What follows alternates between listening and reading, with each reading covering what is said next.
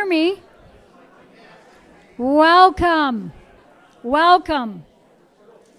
We want to thank you all for coming, because this is not for us, this is for you. I'm very excited to host this event for you. My name's Darlene Clark. If you don't know who I am the Edmonton area and regional leader, provincial leader. So it's my honor to host this event for you. And we're going to invite Eugene up here so that we can open up in prayer. And if you would like to join us, please do.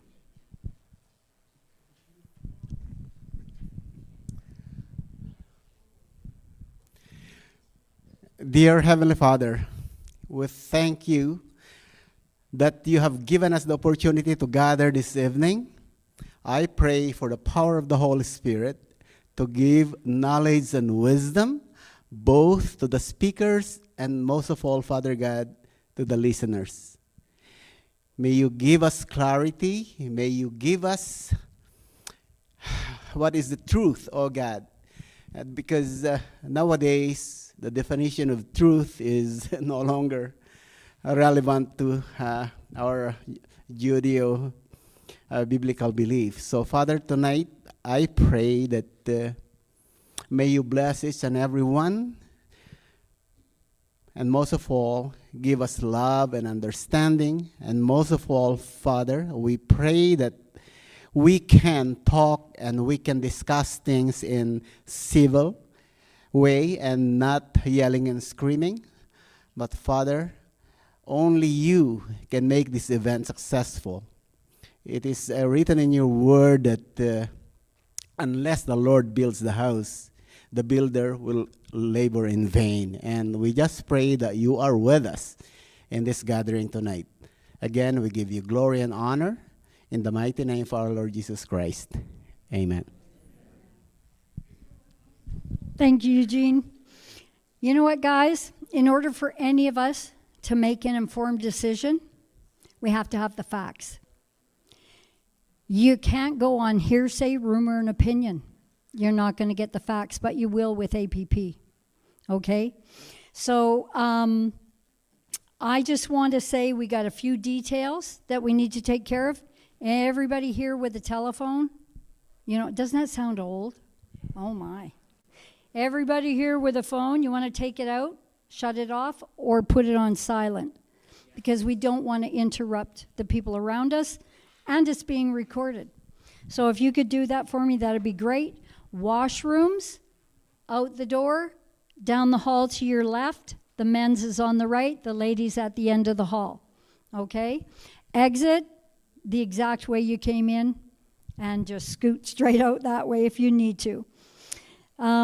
I want to thank the CFC, that's the Christian Fellowship Church, that's the building we're in, because they stand for free speech, allowing us to rent.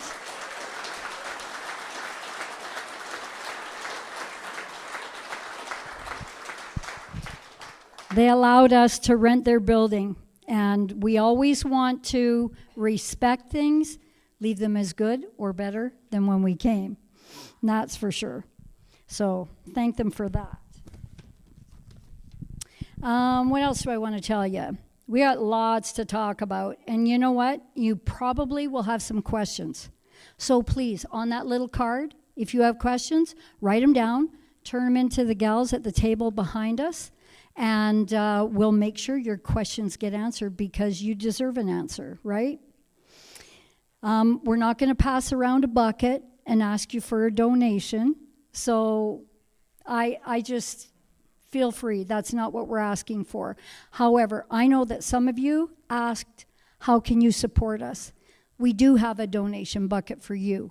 So those that want to, we appreciate you, and we are so grateful, because we can't hold events like this without your generous donations. And we can't put out the flyers and the information and these books that you've purchased as well.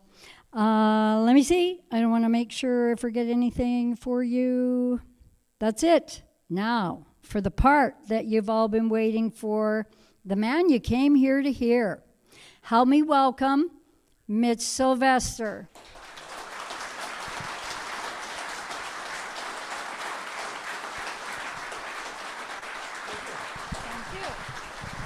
Thank you, Doreen. And let's thank the church for renting to us. That is not automatic, just so you know. We tried to rent Commonwealth, they turned us down. We tried to rent Rogers Place, they turned us down. We tried to rent the convention center, they turned us down for a big rally that we were going to have after everybody, including all of you, did all this work to collect all these signatures. We were going to have a big rally, a big thank you rally, a big fun thing. Hey, we made it, we succeeded, good on us, and nobody would let us have a building. So there you go. So there we are with that. So before we start the evening, I want you to all understand something about the new Alberta Constitution. Could be a Canadian Constitution, actually would be a big improvement. This is a discussion paper. This is a paper that you can go to our website and actually put your comments, put your things in that you want to change, say, hey, you forgot about this, you forgot about that. There's no arrogance involved here. We want you to understand that you're going to be making the rules at some point. And that's very important. Otherwise, why are we doing all this? This is the most important piece of paper that you will ever have anything to do with in your entire life, if this works out. And I really believe it can. And here's the problem. The other side, allowing us to do this, they're not allowing us to do this. We're doing it the right and legal way, the peaceful way, which is the way we want to do it. And I really believe in my heart that they have all the money that they can print. Right? All the power that they can amass with all the printed money. But why won't they leave us alone?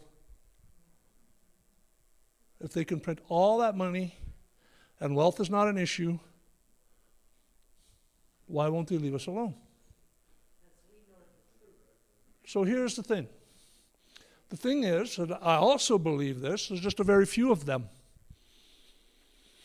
And there's a lot of us. And I also believe that if this could be done, it would already be done. And I also want you to understand that I think, and I know this, I don't think this, that we can make this country work without them, but they cannot make this country work without us.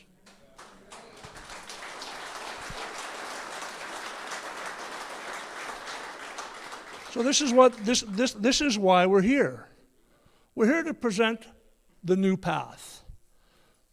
The whole thing is going to be predicated on a conventional constitution, a constitutional convention that we're going to have if we win and when we win the referendum vote. And then we're going to go send our representatives after multiple meetings, I'm sure in our local areas, and then they're all going to meet. And I can't imagine how contentious that meeting is going to be to make the rules. Can you imagine? In our buying group, when I used to go down to Niagara Falls and do some buying for my store, Source for Sports, we used to sell bicycles. And we were building our own in China. We used to spend hours discussing color. Can you imagine what we're going to be discussing when we're trying to make new rules that are possibly going to last for hundreds of years? But we've got books that have already done that, have lasted 250 years. So we have something to start with. We understand what's not working. We're seeing it in live time. So I'm going to go through a few slides here. I'm going to explain to you exactly why we have to make the changes that we're making. Hopefully make you kind of understand, and I'm sure most people here. How many of you have never been to a political meeting before? Okay, there are some of you. Okay, good. Thank you. Welcome. I just want you to know that I'll be talking to you directly because a lot of the people in this room have heard this before. But we're just going to reaffirm it so that they understand. So the first thing we're going to do is we're going to thank all of you, and there's people in this room that have collected 1,200 signatures, and if you want to stand up, I'd appreciate that. Gentlemen, right at the very back. Now, just so you know, there you go. Just so you know, that puts you in the top half of 1%. Out of 301,000 signatures, there was multiple people over 1,000. We had 7,000 scrutineers, which was probably not scrutineers, people collecting signatures, which was the highest number of people working for a political party of volunteers in the history of the country. So the word I was looking for is canvassers. So that's you guys, canvassers, and here you are in the middle of a cold winter, collecting signatures one at a time, with the promise that if you collected more than 177,000 legitimate signatures, that you were going to get a vote on a constitutional question. So what's the holdup? Right? They verified, 290,000 of those signatures, and then they found it a room in their heart to disqualify 70,000 of them. And they also, if you remember, they said the list wasn't seeded, so it wasn't one of the stolen lists, because they checked, and they verified that that was not it, and I knew it wasn't it. I said it right off the bat. Our people don't break the rules. That's conservatives. We're not the guys that drop bullets off, that threaten to kill people, that drive cars at people, that put cigarettes out on their face, that actually punch people in the mouth, throw hot coffee on the back. That never happened to any of those people. Forever Canada, that's what happened to us. So kudos to all of you, people that are brave enough to stand up for what you believe and what you hope will be a brighter future for your kids. And you know I appreciate it very much. All right. Ayn Rand wrote something in the 1950s. I read this book in high school. When you see that in order to produce, you need to obtain permission from men who produce nothing. When you see that money is flowing to those who deal, not in goods but in favors. When you see that men get richer by graft and by pull than by work, and your laws don't protect you against them, but protect them against you. When you see corruption being rewarded and honesty becoming a self-sacrifice, you may know that your society is doomed. Do we see any of that? We see all of it. We see all of it. When I became premier, I thought I could fix everything in 6 or 7 months, but everything is broken. She's just reaffirming what I just showed you. So we have to change things. That, what I explained to you, does not work. If the people that produce nothing are stealing everything from the system, at what point is there nothing left to steal? And that's where we're at. That's where we're getting to. We have the lowest GDP in the G7. We have grown, our GDP has grown 1.5% in the last 10, 15 years. That's impossible to do here, and we'll show you why. Okay, so we're going to talk about government kind of systems. I think this is cute. This is the only kind of cute thing that I do here, so I'll explain it to you. Do you remember Ann Landers? Okay, so those of us that are old enough to remember her. I'm an English teacher, and my students are reading George Orwell's 1984. I'm having a difficult time explaining communism, socialism, and fascism without giving a time-consuming history lesson. I recall you printed a humorous explanation, these concepts using cows. Will you please print it again? All right, so socialism. You have 2 cows, you give 1 cow to your neighbor. Communism, you have 2 cows, you give both cows to the government, and they may give you some milk. Fascism, you have 2 cows, you give all the milk to the government, and the government sells it. Nazism, you have 2 cows, the government shoots you and takes both cows. Anarchism, you have 2 cows, keep both cows, shoot the government agent, and steal another cow. And in capitalism, you have 2 cows, you sell one, and you buy a bull.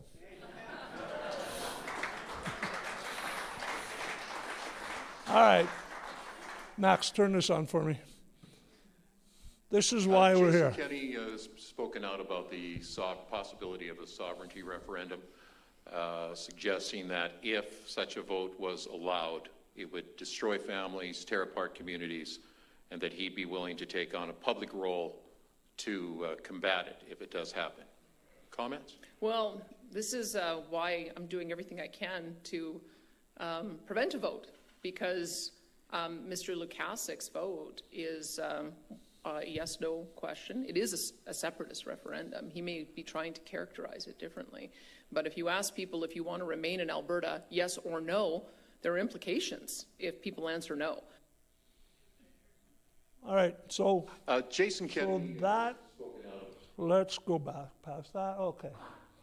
All right, so it's very clear by that slide and by this slide that Nenshi, Lukasik, Polyev, Carney, Danielle Smith, and Jason Kenney are all on the same team. Okay? Nobody wants a vote on an independent Canada, independent Alberta. And the reason that they don't want to vote is because there's $47 billion going one way. And that's not even the big reason we want to vote. The big reason we want to vote is because we want to control our own lives. We want to get away from them because we have nothing in common with them. We keep voting in governments that are entirely opposite of what they vote in the East. And we're going to get into some of the bills after, further into this presentation. But the whole reason that we're here is to make change. We want some of our money staying here so that we can do more here for our people. We don't want to be a communist country. I don't think. I know I certainly don't. And Canada, this system is totally designed to be unfair to Alberta. And we can see it. I'm not going to dwell on it. $6,500 per taxpayer per year is what New Brunswick people get in equalization payment. Per taxpayer per year. Right? Understand that. Nova Scotia only gets $5,900, PEI gets $6,100, Manitoba gets $5,800, Quebec gets $2,850. So how many of these people are going to vote to open the Constitution and give Alberta a better deal? None. So the odds, the Constitution of Canada has never been opened. They've tried to open it a couple times, and of course, these provinces have a lot to lose. $1,000 a month net income for a married couple in each of those places that I told you about. So the odds are they don't want to change that. And it's always been the way it is, so it continues to be that way. We're not represented in Parliament. We never will be. The vote is over before it gets here. Ontario has more seats than all of Western Canada and the territories. So we have no say. And that's a problem. We are the engine of the country here. We drive the Canadian economy. We're the only province that's not in recession. And, according to Danielle Smith, they're sabotaging our industry.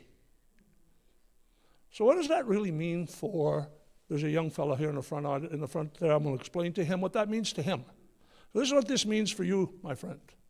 When I was growing up, we were expanding the oil industry. Bonneville produces 35% of Canada's oil.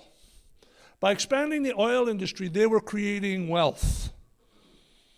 Because they were creating wealth, they were creating jobs. So that allowed us to put our kids to work. So when I was growing up, it wasn't at all uncommon for a young couple to get married at 20 years old, have a baby, the wife stay home, raise the child, and the husband go to work at an average job and be able to afford a house and to raise a family. And then they had another child and another one. until mom could afford to go to mom had to go to work when the kids were gone. And they were empty nesting at 42. How many people do you think can do that today? And that's the problem. The problem is, and the reason that that is happening and why you should be concerned, is because this government, nationally and in the province, is leaving our wealth in the ground. They're not trying to produce more or create more wealth. They're printing more money when they don't have to. We have trillions of dollars worth of resources under this province, and we should be utilizing it. The world is screaming for oil and gas. Now, whether you agree with oil and gas production, you have to understand that they're using all these climate change rules to make sure that you think that there's a real reason to keep it in the ground. But we only produce 1.4% of the carbon in the world. And China increases by 6% every year, fivefold what we actually totally produce. And they burn Alberta coal over there, and we send it to them, and the only port in North America that ships coal is in Vancouver, and they create more CO2 gas by far than the whole country produces. Equalization payments we went through. Now, Ottawa, if I was in business, and I am, and I had a particular area of my store that was making lots of money, and the people that were running it were not happy because I wasn't paying them enough or whatever, they were getting nothing out of it, they were working harder than everybody else, would you do something to make them happy? So Canada, I didn't allude to the fact, I just told you that we are actually here, the only province in Canada that's not in a recession. And if you look at the major projects being considered by Ottawa, the only province that's not getting one is us. Now, how does that work? Right? They do not want to encourage wealth. And they do not want to create wealth. Otherwise, they would. And it'll be clear before I'm done. We talked about the Constitution. 7 out of 10 provinces have to open it. We'll never find 7 out of 10 provinces to open that Constitution with the amount of money that these other people are getting. So we have to change the rules. Oh, here's the best one.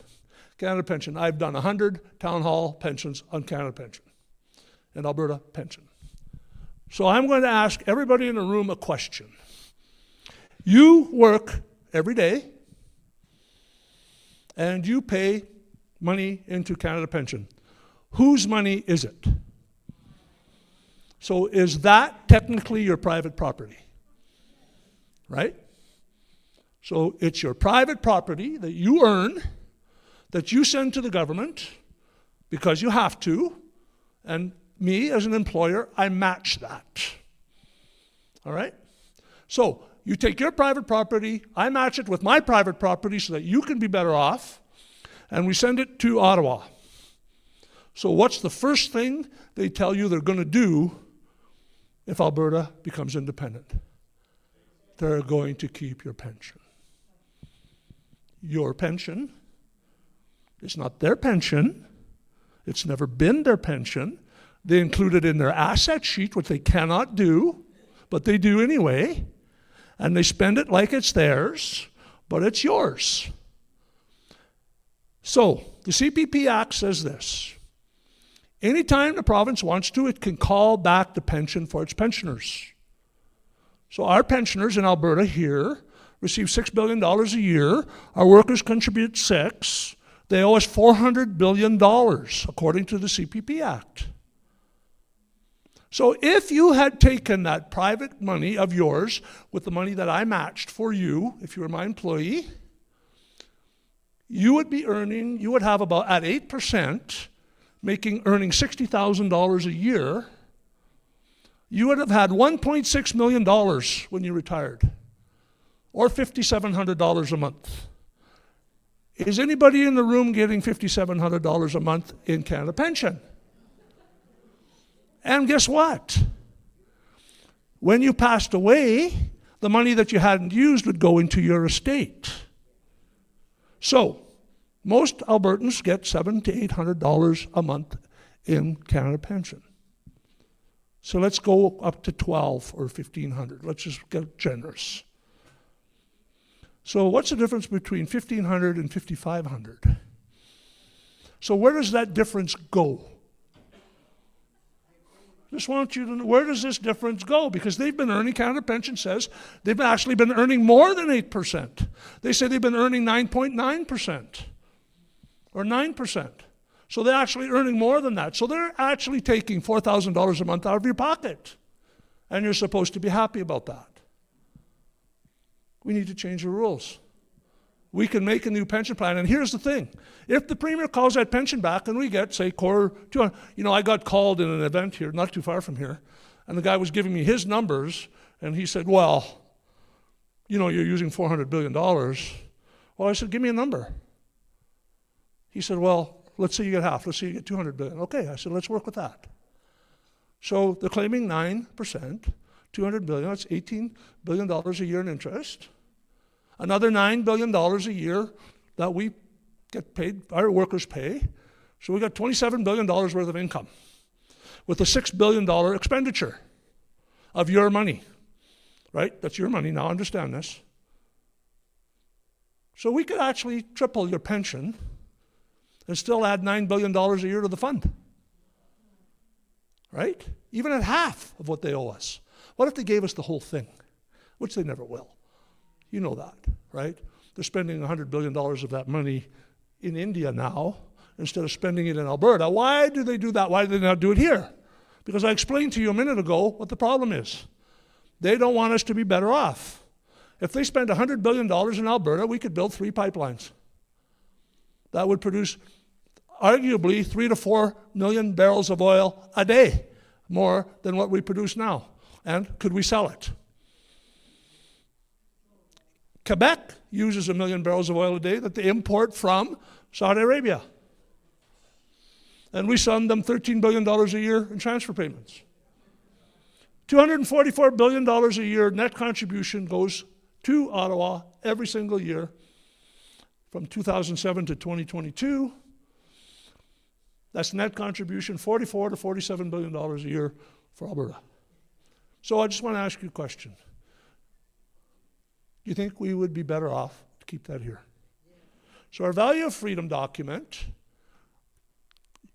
which I said when you make this document, I want it to be very conservative. It's available on our website, and you can go look at the numbers yourself. Go see how much better off we could be if we weren't trying to sabotage our industry. Go see how much better off we would be if we had work for our own kids, if we tried to grow industry. Because we have the luxury of having all of this resource under our own ground. We don't have to invent ways to create money. We can create money by pulling it out of the ground and selling it. And lots of money. Just ignore the last 10 years. The last 10 years has changed politics and changed Canada forever. The federal, okay, so sit down. I was a stay in Canada Albertan until the federal election 6, 8 months ago, 10 months ago. I was not an independent Alberta guy. I am now. Promise you.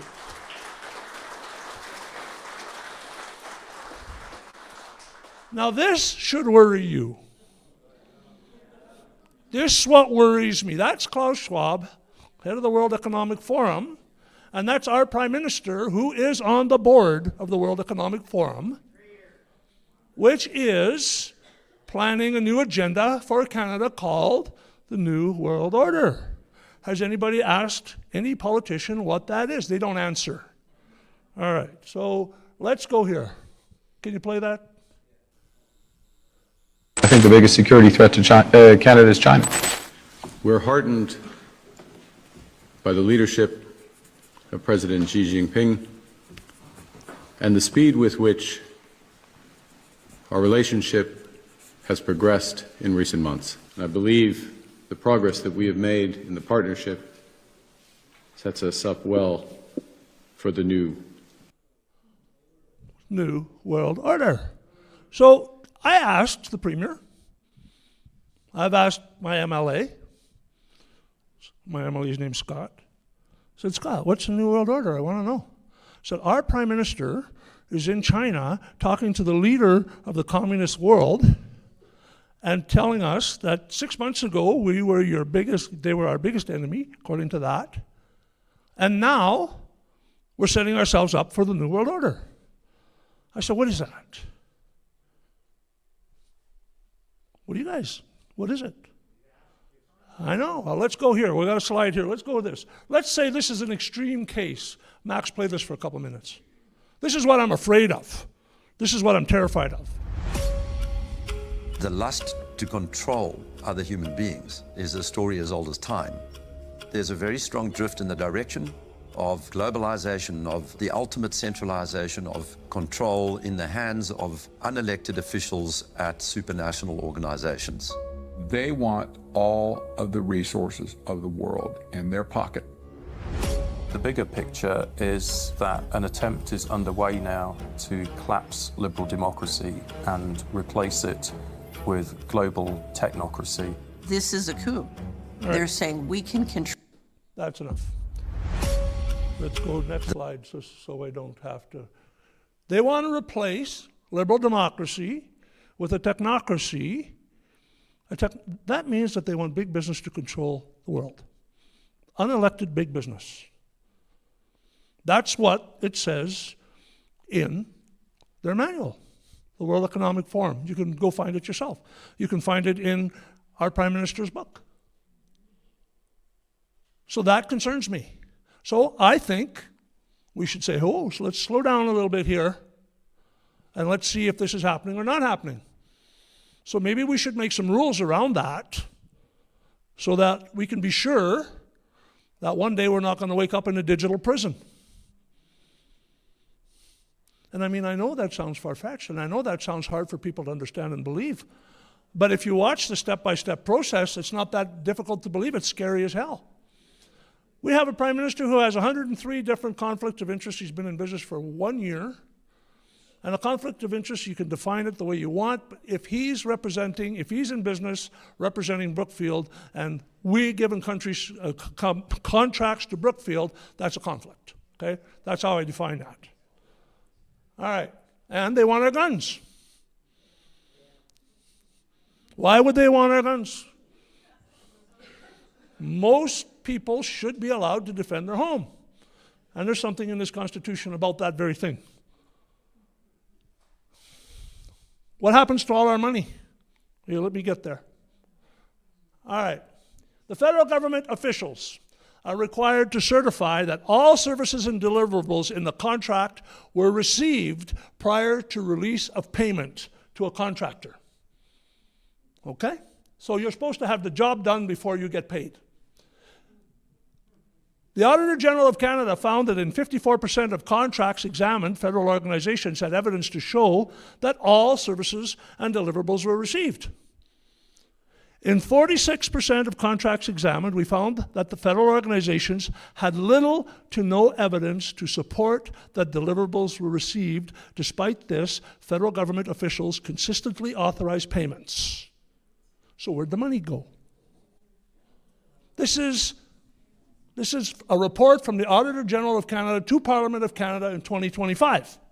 46% of these projects were not built, but they were paid for.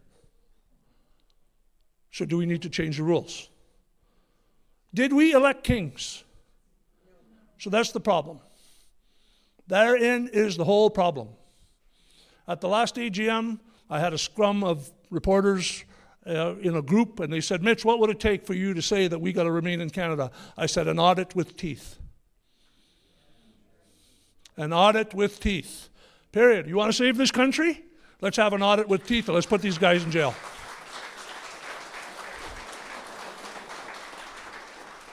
Gilbo accused of siphoning $254 million. 130 million missing here. And the judges seal it for 70 years when they're found guilty.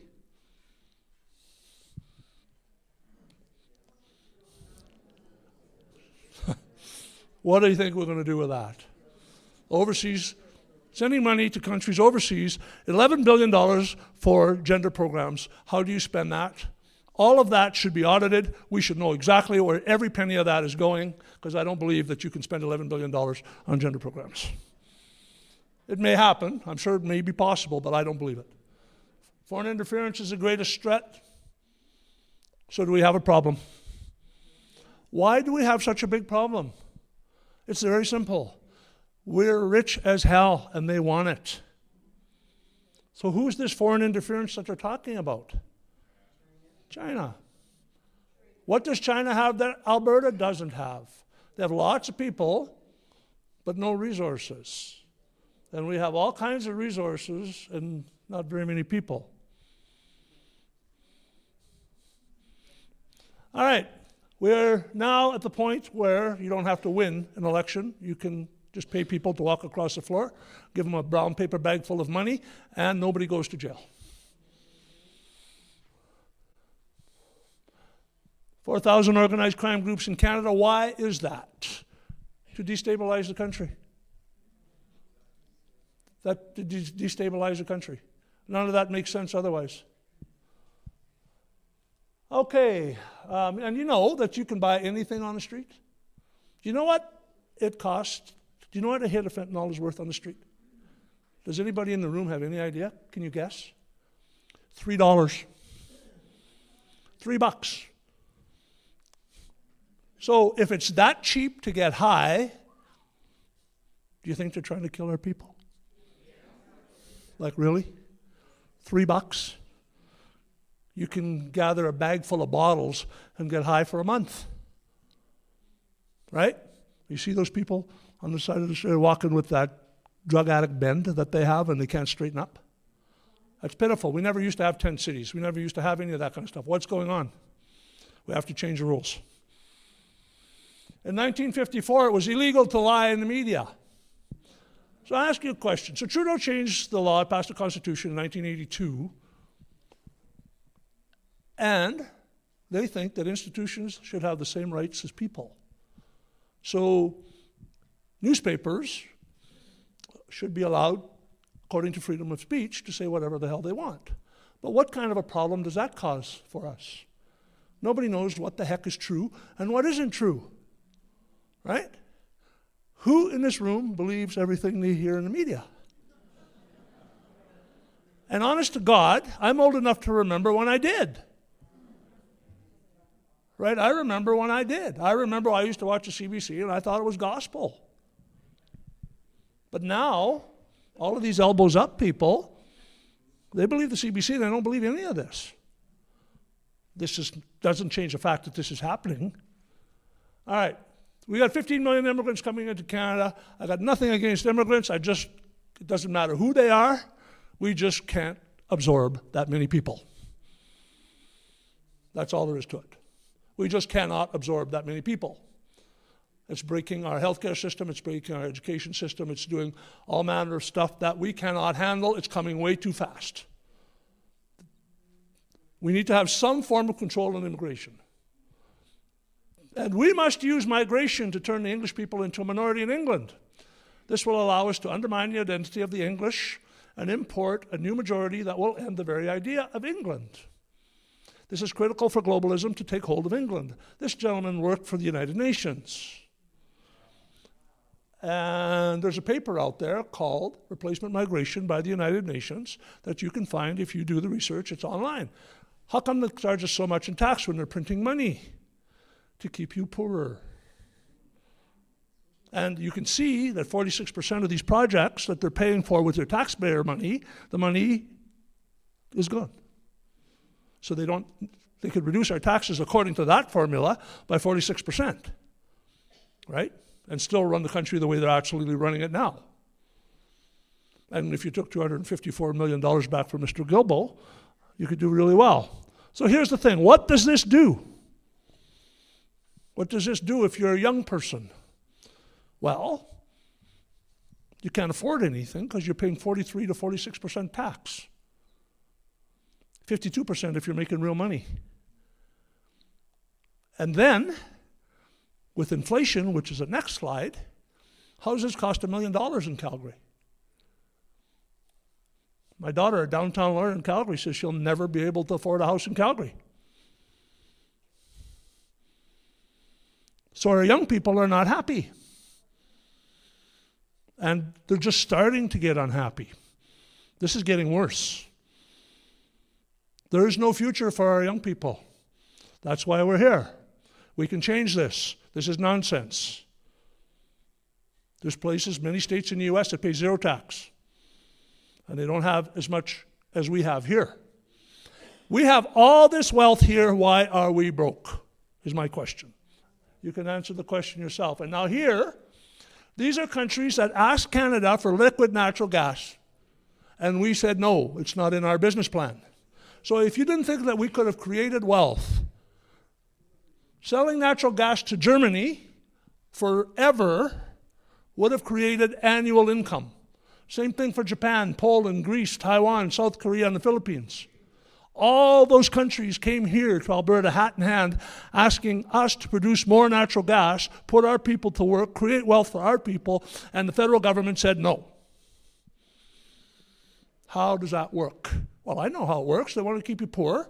They want to keep the resources in the ground according to that slide. And they want to make the young people unhappy and non-productive. And that's what they do. All right, I think I've made my point. One more point. C-bills. When I grew up, I never, ever, ever, ever thought that we'd be discussing any of this. Surveillance, censorship, loss of freedom of religion. This is all in the C-bills. Surveillance, infrastructure, control cyber systems, speech and ideology, internet and data, digital ID. We'll go through one of them here, just in a minute here. Okay, C8 says they can kick you off the internet and not tell you why.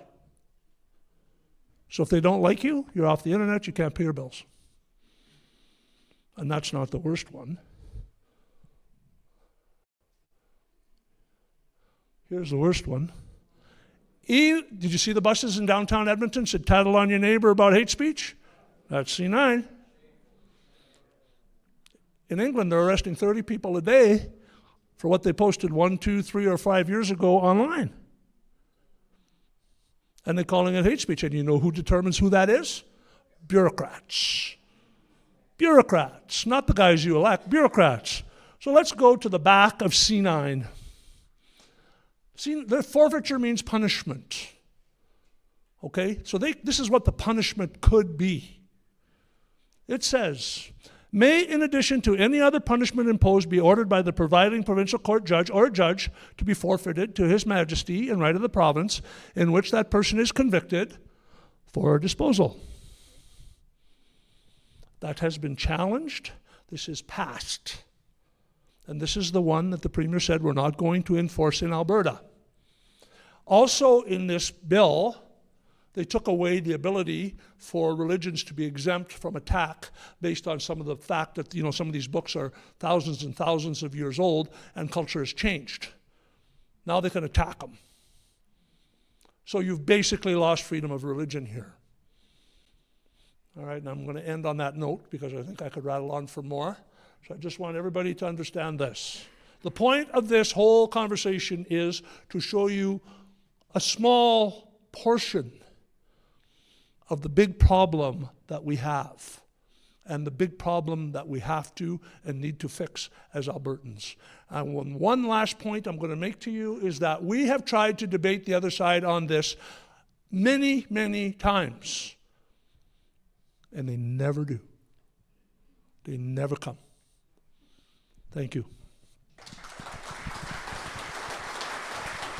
All right, I'd like to introduce a couple of gentlemen that I worked with I use that term loosely. They did the work, I did the presenting, and we got this Bill of Rights that we built the first part, which is a big part of this Canadian Alberta Constitution. I keep saying that. This Alberta Constitution, and I'd like to introduce Scott and LeVar Payne. LeVar is a former MP of the Canadian government, and Scott's just a really capable guy.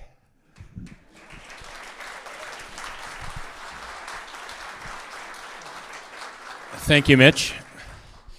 First off, just a few thank yous. Darlene and Eugene, thank you for hosting us here and bringing not only a large crowd, but a very handsome and beautiful crowd, which we always appreciate.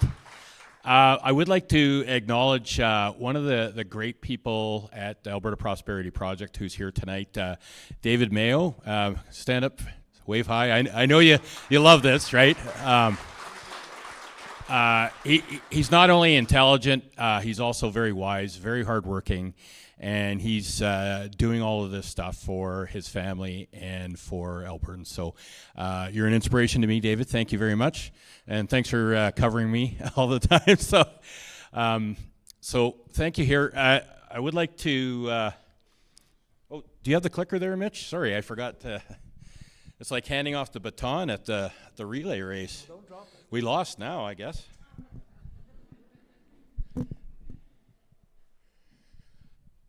All right, and I'll introduce my dad at the end here. But there's been many contributors to this. It's not just a group that wear black hats. There were lots of people involved in this within and without APP. So thanks to them for all of their hard work. Much appreciated. At the end of the process, when we are in the right place, as Mitch talked about, there will be a constitutional conference. And this is where everybody should get involved. This will be the Foundation of Freedom document, constitutional discussion document, will be on albertaprosperityproject.com tomorrow. And one of the best parts of the value of freedom that Mitch mentioned that was out last year is included in the Foundation of Freedom. Page 2, or somewhere on the website, will have an option for you to put feedback in. We're not foisting a document on anybody. This is a discussion document. So when I grew up, I was told that my Uncle Glenn had built a bridge. And we went across that bridge, and it was always Uncle Glenn's bridge. And later in life, a group that I was involved with built a monument in Medicine Hat for World War I. And I always thought back to Uncle Glenn's bridge, and we encouraged everybody in Medicine Hat to come out and lay a stone so that they could say to their kids that they helped build that monument. So I hope that you will all come out, lay a stone, and tell us what you think we need to have for rights and freedoms, limits on government in this constitutional discussion document. Take a read of it. Can I just see a show of hands here? Who's read the Constitution of Canada? Okay. Of those people who put their hands up, who thinks we follow it?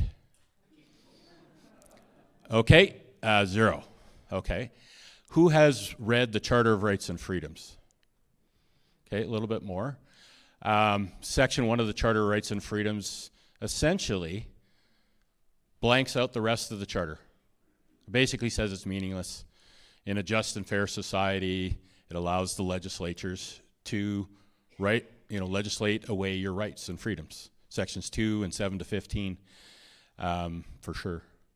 So it's not a very good document. Who voted for the 1982 Constitution where the Charter of Rights and Freedoms was brought in? 100% truth people here, that's great. Nobody did. Peter Lougheed signed it for us. Isn't that sad? Late 20th century, we didn't get to, have any input in our Constitution. We didn't get to ratify it. So this is what needs to happen going forward. Who voted for the 2024 Alberta Bill of Rights that the Smith government drafted? No. Who's read it? Yeah. It's actually diminished the previous versions of the Alberta Bill of Rights that Peter Lougheed originally brought in. So we used to have the right to enjoyment of freedom of property, but now we have essentially the right that the government can't take our property without just compensation. Not really a right, more of an acknowledgement that the government can take our property. So some of these things are the reasons for drafting a constitutional discussion document, bringing out ideas. Some of the failures in Canada, one of the biggest ones, does anybody think that there's corruption at all levels of government? Okay, massive agreement there. So, if we start with God's law, we know that we have unholy governments at all levels. So and this is a big risk here because I know there are different numberings, but what is the 7th commandment? Thou shalt not steal. So that's an acknowledgement of property right. What's the 9th and 10th commandments have that one word that starts with the C? Covet. Thou shalt not covet, right? So obviously wives, but our property, right? So we have these things given to us from God. One of the biggest problems for me is the sin of Canada, but it's also at all, Alberta and our municipal governments. So these are, how I approached it. Others approach things differently. But these are some concepts that you can think about, hopefully agree with. And if you don't, please put your feedback in. It's so important. And then when there is that constitutional conference, and I'll give Mitch Sylvestre credit because back to 2023, I think the first time we met, he talked about a constitutional conference. And that's what we need. And it needs to be run by the citizens, and it needs to be ratified by the citizens, okay? So you, me, we all need to be there. We need to have input, okay? We can't just leave it up to the government because we're supposed to trust the government with everything, money, guns, all kinds of things, right? And they don't do very well with it. And we need to flip the paradigm in a constitution where the government trusts us by default, right? Instead of not trusting us and we trust them, we give them everything or they just take it, right? And they fail with it all the time. So lawlessness. So federally, Mitch shows some really huge corruption, right? The green slush fund, the infrastructure slush fund. How many, there's a free chocolate bar. Okay, that's a lie, sorry. But let's pretend there's a free chocolate bar. Who knows how many conflict of interest laws former Prime Minister Trudeau the Younger broke? You can't even count them, right? We are at an avalanche. Every time there's a new corruption, a new scandal, we forget that, there's only so much room up here. One comes in, another one's got to go out, right? So we're lawless there. Provincially, who thinks we're lawless? Didn't we just have a bill a few years ago or an act that, if gas got too high, they would take the fuel tax off? Geez, what happened to that one? It's on the books. You know what? Let's have this arcane system where you apply for $100 and give us all your information. Because it doesn't cost anything for that website or for the accountants to deal with that, right? We had a law. I mean, we could talk about corruption at AHS and allegations and those types of things, but municipally in Calgary, so we talk about the Charter of Rights and Freedoms, so freedom of speech and freedom of assembly, and then we can even just go back to COVID, right? We were throwing pastors in jail, right? So 17 M203, bylaw from Calgary, or 2023, sorry, I believe it is. You can't protest outside of a library, right? When the drag queen is reading to kids. You don't have that freedom of assembly, you don't have the freedom of speech. And why does the government and its police agencies look at the lowest? Like bylaws, like, I don't know, it's like a couple steps below a regulation, you'd think, right? Bylaw, it's not even a law, it's not an act, right? And we always look at the bottom instead of looking at the supreme law. So this is something you can change in a constitution.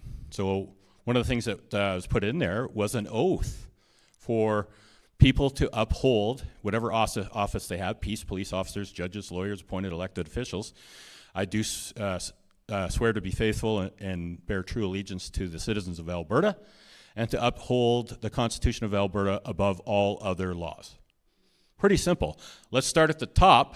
So if the cop shows up at a church during the illegal lockdowns, and he's got a complaint, and he's got to talk to the pastor, and he looks at it and is like, "Oh, pastor's having church, and we got freedom of religion," and I'm just going to check. Yeah, oh, that's in the Constitution.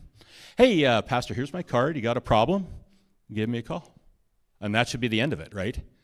Not throwing people in jail. So we need to bring back the law and follow it, and we can be part of it. Okay, so some of the contents that you'll see in the Foundation of Freedom, Rights and Freedoms, okay? Some of the big parts, and give credit to some of the outside people who didn't want their names mentioned, but limits on government. Do we need to have a department of breakfasts at schools? No. Should governments be doing with that, right? Should they be doing our own dental plans? All that kind of stuff. No. Daycares, right? So government, we'll take on this responsibility. We'll take on this responsibility. It gets too big. It's inefficient. Like, name one efficient government, you'll get 2 chocolate bars, right? So lots of good stuff in there. Accountability. We have a form of government that we could choose. There's many others. One of the biggest things that we are recommending is let's fix the failings of all of our levels of government, because we don't have accountability. Now, we can use that word accountability, but you need to put in checks and balances to do that. And that's one of the things we have in there in an oversight branch, and we'll talk about that. And it talks about all kinds of different stuff. It is a discussion document. It does not deal with everything, especially the more difficult things. So military, yeah, it covers a little bit of it, but this side of the room may want us to be part of NATO and hard-charging warfighters. The rest may want, on this side, let's just keep all of our boys and girls at home and protect ourselves. Those are discussions that would have to happen in a constitutional conference. So come well-armed with your ideas. So differences between the Canadian Constitution and the Constitutional Discussion Document. We have the Westminster system. We have a House of Commons and a Senate federally. Neither are set up properly. Mitch showed some slides about the number of MPs that Alberta has, and we should have more. I believe the Maritimes have almost half as many people per MP as we do. So essentially, their votes are worth twice as much as ours. The Maritimes and Quebec have a simple majority in the Senate. So even Ontario's kind of pushed out of the way on that. And the Senate is appointed. 95 out of 105 were appointed by the Liberals, right? And these are long-term appointments. There's no term limit. Well, specifically up to 75, I believe. But that's sometimes 15, 20, 30 years for some of these people, right? So we entrench that. So what we're looking at is more recommending, as one of an option, is a republic style of government, but with that extra branch.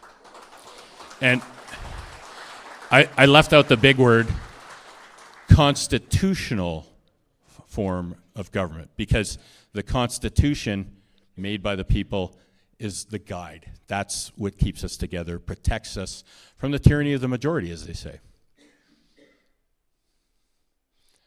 So I do want to also thank Mitch, because for years I've wanted to utilize this prop. I don't know why it's fun to use, but anyway, it used to be a back scratcher, but it's a good tool here. So Mitch has talked about the Swiss form of government in the past, and that could be an option. There's other forms of government that we can bring to a constitutional government or a conference. But the one thing that I do recommend that we keep is some form of an oversight branch. You can see on the far left there, I don't know if you can see it at the back. It's a co-equal branch in this republic form of government. So it's on the same level as the legislative branch, which has a legislative assembly and a senate, and the executive branch on the same level, and the judicial branch. So what that means is, instead of who here, believes that the Auditor General in any level of government has any power? No, they can do some reports. They often get fired. Sometimes they don't hire somebody for a while. Why? Because they work for the executive branch. So if you have your Auditor General in your oversight branch, then they can't be fired by the government, the elected government.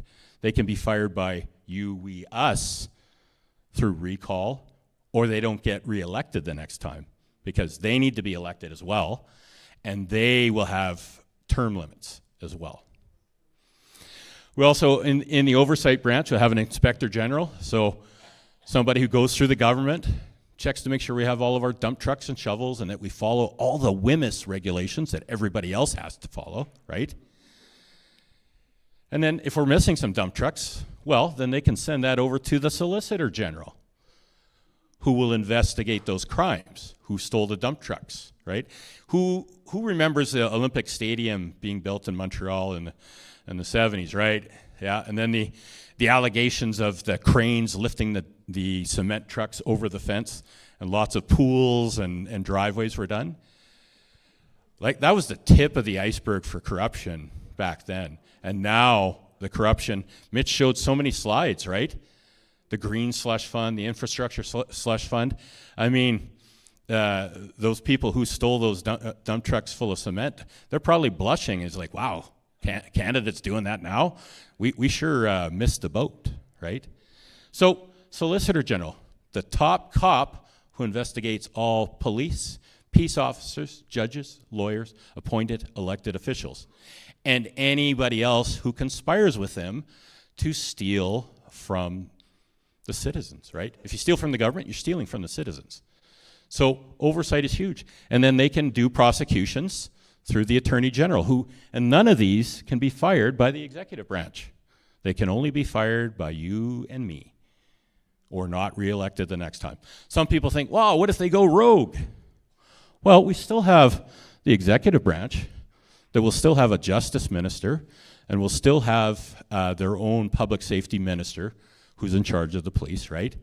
So the executive branch and the oversight branch, they will be in tension. So if anybody breaks the law on either side of those, they can be investigated and tried. So it's just one of the big things that we do recommend is an oversight branch. So who thinks it's a great idea to concentrate government all in one city? No. So we have, potentially we could take the executive, if we go with a new form of government, put them in Calgary. I didn't hear any boos yet, but that's okay. There's room for improvement. We could take the judiciary, we could take the Supreme Court and put that in Cold Lake or Grand Prairie. We could put the oversight branch in Lloydminster, Medicine Hat. We could move it around the province.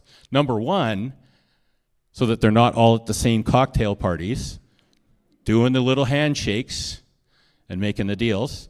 And number two, so that the rest of the province benefits somewhat from government. And you want to talk about unity, when everybody has a share of the pie, the jobs that come with that, right? I think that would help. So just some of the stuff that we're thinking about. Executive branch, because the Constitution discussion document, the ideas that we have, would be to limit the powers of government. So if it's not listed in whatever constitution we make, then that authority is not granted. They do not have the authority to tax for that or to create a new department. So instead of having a free reign that they can, make things up, and how many times do they change the name of ministries, right? And they're adding more and more and more.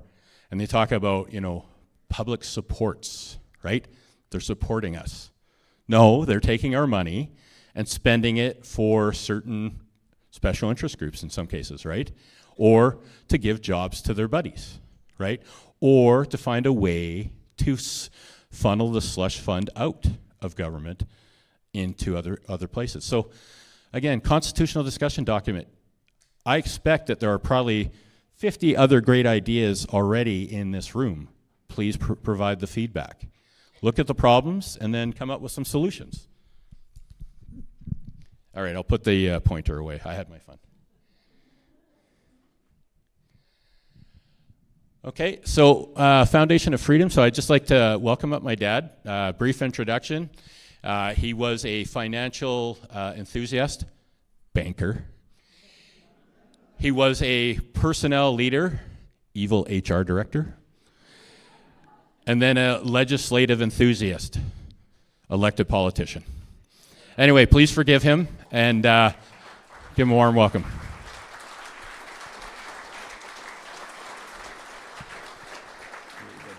Yeah. Okay. Oh, that's a hard act to follow. Yeah, let's step up here a little. Can you see me?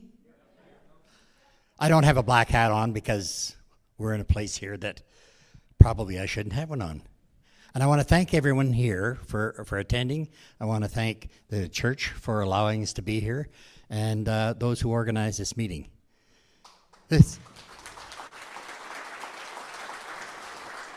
And we have a great crowd here.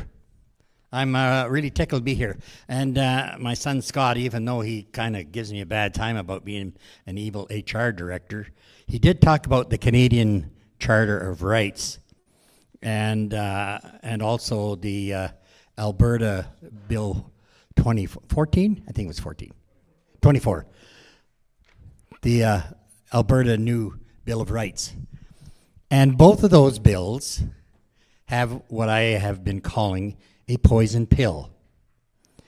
And that definitely isn't in favor of any of us here.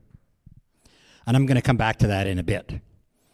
So I want to go on and talk a little bit about rights and freedoms. And Scott did mention, and I think Mitch also mentioned, that we did put together a real big package of 22 rights and freedoms, which we worked with the Premier and some of her MLAs to put forward back in 2024 in Red Deer.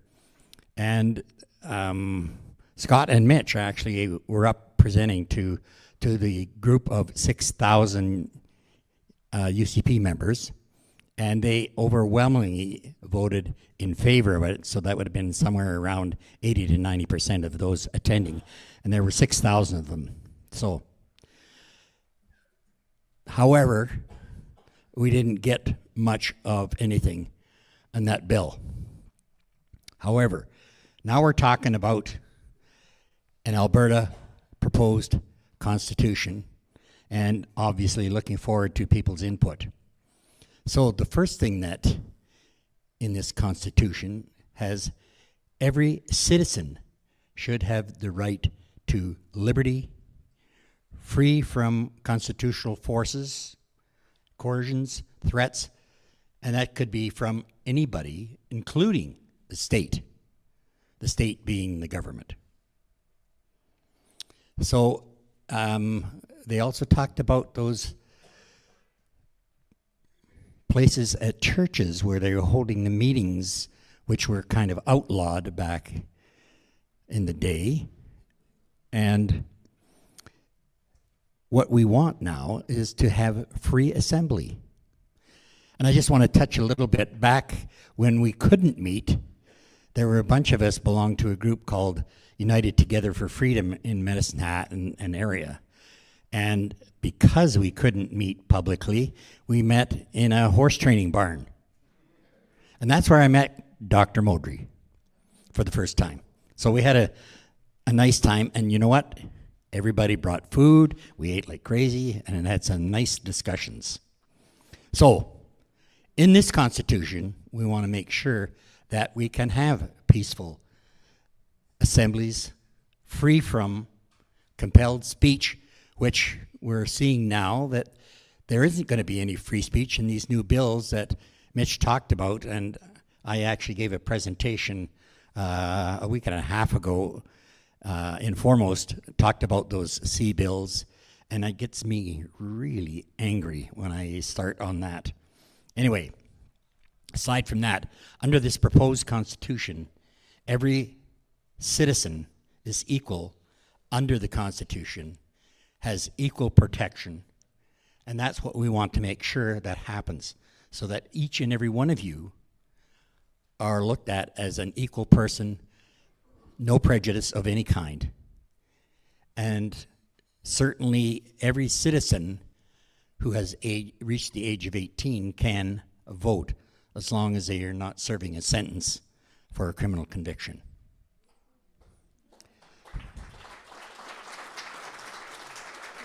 That, quite frankly, is opposite of what is happening under the Canadian Constitution, and the judges who have allowed that to happen. They actually, seems to me that they decided on their own. Was it 9 judges? Anyway, that's not very nice of them. Every citizen has the right to form a political party, even run as a candidate for a political party, and that will require somebody to step forward, because under this new Constitution, there will be a new government. And you know what? There's probably at least a half a dozen or more of you in here who would love to run to be a member of the legislature or whatever the new government looks like. And it is especially when I was member of Parliament, I went there for 2 reasons. I went there to help the citizens of Canada. I went there to help the citizens of Medicine Hat, an area I worked in. I didn't want anything else. I just wanted to serve. Unfortunately, there are people in the party that I was in under Stephen Harper, and others, lots of them in the Liberal Party, that were in it for something else. And I just frustrates the heck out of me. You're elected to look after the citizens, to look after, in this case, it would be Alberta, the government of Alberta, the new country of Alberta.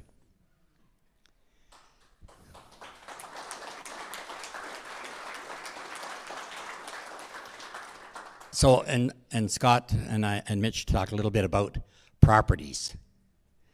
You know, that's under the Constitution. That is actually the responsibility of the province of Alberta. And I have to say that they haven't done a very good job of that, because, for example, the folks in Ottawa, in an order of council by the Liberal government, decided that they're going to take away all of your firearms.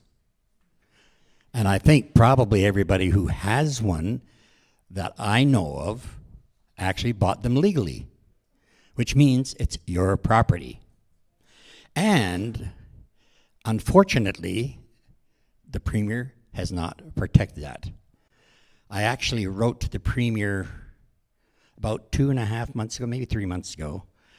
I sent her a letter because what's going on in the Supreme Court, there's being a challenge by the National Firearms Association and other organizations, as well as the province of Ontario, on taking away your firearms. So I wrote a letter, sent it to her office in Edmonton, and then I actually gave a copy to her staff member in Medicine Hat, and I marked it personal because I knew that she wouldn't open it, that the Premier would have to open it. And guess what I have heard from the Premier? You get the chocolate bar, nothing. So I've asked her to actually intercede on behalf of the Alberta citizens, and there's something well over 300,000 Albertans who own firearms, and a lot of those are going to be taken away, supposedly. Anyway,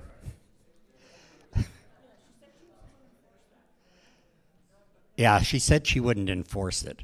But you know what? What would happen if there was another government? Let's just say, for example, the Orange group of people got in. What do you think might happen?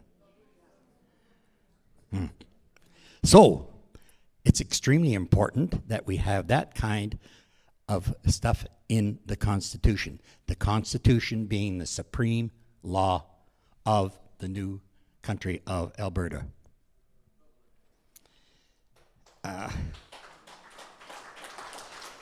So, in that case, they wouldn't take away your property.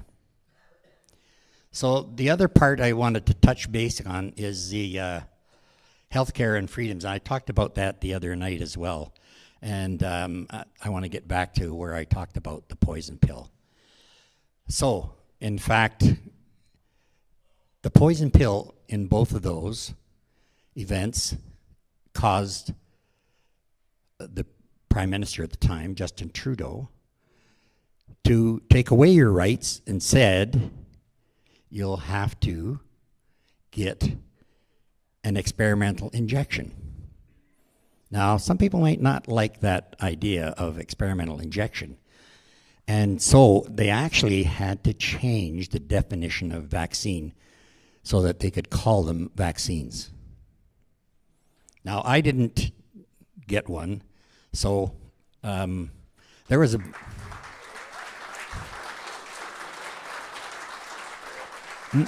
nor did my wife. And a group of us got together and we called ourselves True Bloods. So, under this new Constitution, healthcare is also in here, supreme law. That means you have the right of bodily autonomy. Informed consent.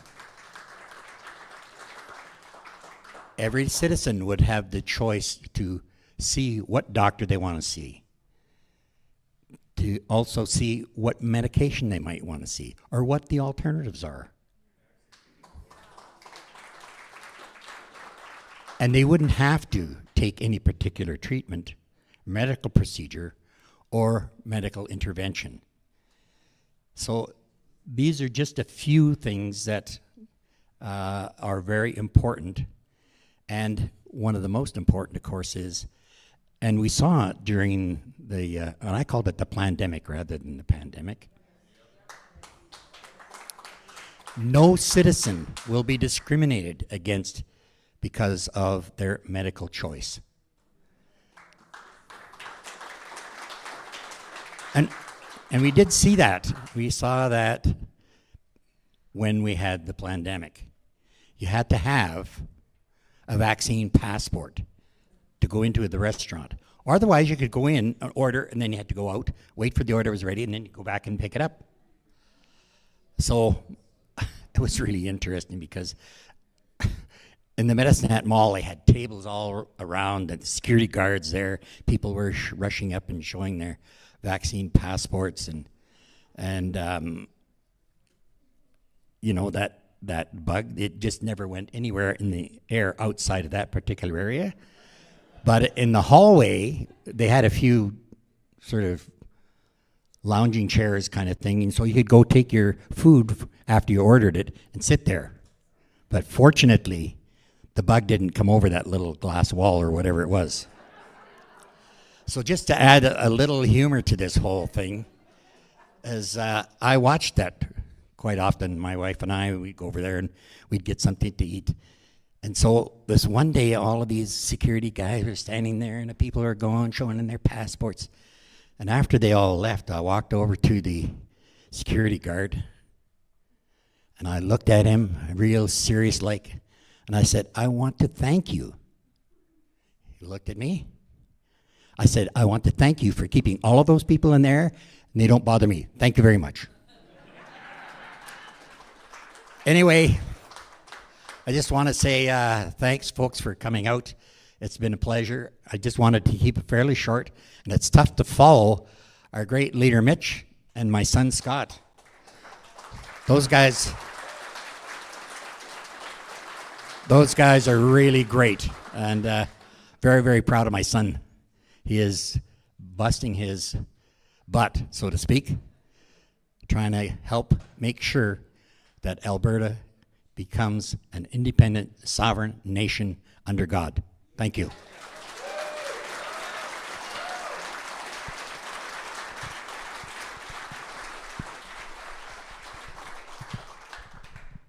Thank you very much. Well, we'll just get twisted up. You know what? We should grab a couple of chairs, and then we should have you guys, oh, here they are.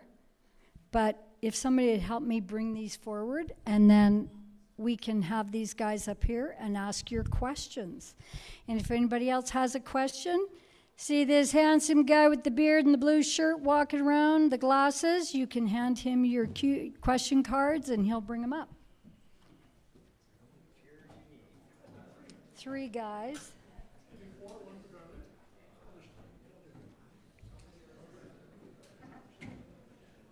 Yeah, just put them over here. Yep. And we'll just put them, yep. Let's move them over. Perfect. It's working. We need one more. Just get not close to the speaker though. Thank you. Scott, where are you? Okay. Hopefully I can read these. This one?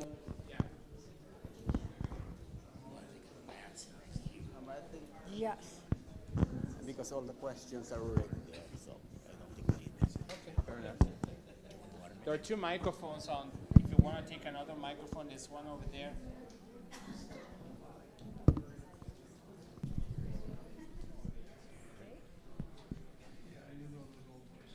They don't get down there that good. That's okay. Yep. That's right. All right, we'll start with the first one, and I'm going to apologize if I struggle to read any of these, okay? So you'll have to forgive me ahead of time. What would the first step to freedom of health be that in an independent Alberta would initiate? And what percentage of current doctors will support independent Alberta? Who wants to? Scott? Well, I can't really talk about any of the questions that might be on a ballot at the fall, but I would say if we want to have medical freedom, it really does start with the Constitution. Dad had mentioned earlier, and some of us have read the Constitution of Canada, the 1867 Act. Who remembers the BNA Act, British North America Act? All right. So in the 1867 Act, as it's called now, Part 6, Section 92, and all of its subsections are provincial areas of authority. So I believe it's 92.3 is hospitals, so healthcare. Section 91 is the federal area. They have marine hospitals, i.e. military hospitals. So we would have to stand up on the Constitution in Canada and use the Constitution as it was written. We haven't done that. The Premier hasn't done that. In the 2022 interview that she had with Dr. Jordan Peterson, she said, and this may not be verbatim, but she did say, we are going to take back all areas of authority that we have ceded to the Government of Canada. So we already have the power, and it says in Section 92, provincial legislatures have exclusive legislative authority. It's pretty simple in relation to these matters. Subsection 3, hospitals, healthcare. So we could do that now. And in a future point, in a constitution, we can do that. We already have the ability to do it. So why aren't we doing it now? That would be the question that I would ask, I don't know, the Smith government. Sorry, what was the next part? What percentage of current doctors will support independent Alberta? Again, I couldn't answer that, but what percentage of doctors would support changing the system so that it's actually funded by Alberta? and that we have the freedoms, the healthcare medical freedoms that Dad spoke about, I think a lot of them would. Because a lot of them have souls, right? They know what we're doing is wrong. With all the wealth that this province should have in this nation that should be far wealthier, we can afford much better health care. Oh, sorry. Okay. So just imagine, and this is not hard to imagine because it's very, very doable, just imagine if we had a flat 5% tax rate. So no, let's just be realistic. Let's say flat 8% sales tax, and I've been told that that might run the province. So let's just get excited and say 8% plus 5% GST, and we could run Alberta. And those doctors would save 40% a year in their tax bill. So do you think that we could attract the best professionals if our tax rate was down that much? So we would attract the best professionals in all areas based on an economy that is a very realistic thing, something that we for sure could do. So just saying we could make Alberta way better just by having better people. And not that our people aren't great already, but there are people out there that are very capable that don't live here, that we're told would move here if taxes and red tape were reduced. So if I might just add a little piece to that, when the Premier was running to be the Premier, I was at an event in Medicine Hat, and I asked her if she would get rid of the College of Physicians. And she kind of avoided answering that, you know, as a politician. I might have done something like that when I was a politician, I don't know. Anyway, if I were the Premier, we know that the College of Physicians, half of those guys are at least lawyers, and they are kind of the owners of this College of Physicians. But we also know that the College of Physicians had the boot of their heel on the doctors' throats, and they had to follow everything that they were told. For example, they weren't allowed to use ivermectin or hydrochloroquine, and we knew that in fact those are good drugs and they work like crazy, but they weren't allowed to because the College of Physicians said they couldn't. And being a kind of a rebel, I decided, I got a hold of a company in India and I ordered ivermectin. About a month and a half later, I got a note from Border Services, you cannot have this. So I paid a bunch of money but never got it.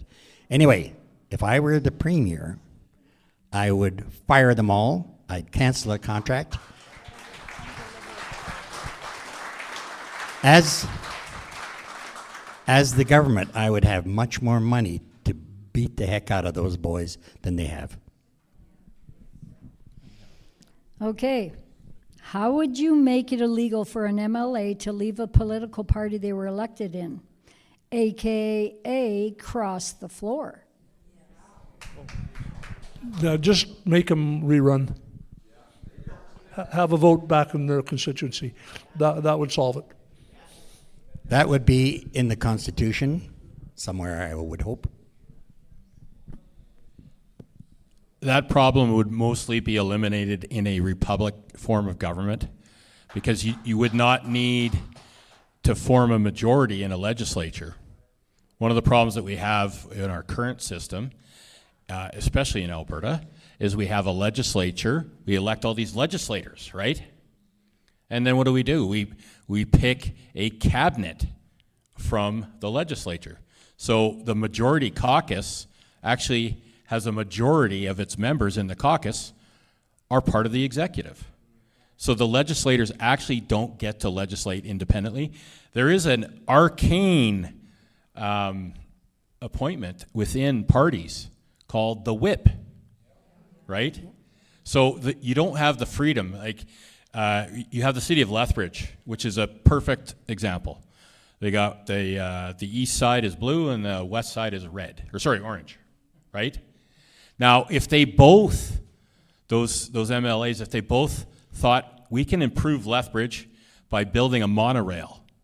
As absurd as that seems, they could actually hold hands across the aisle and they could advocate for their city. But the current system we have, no. You vote with the government, or we will whip the vote, and if you don't respond to that, we kick you out of caucus.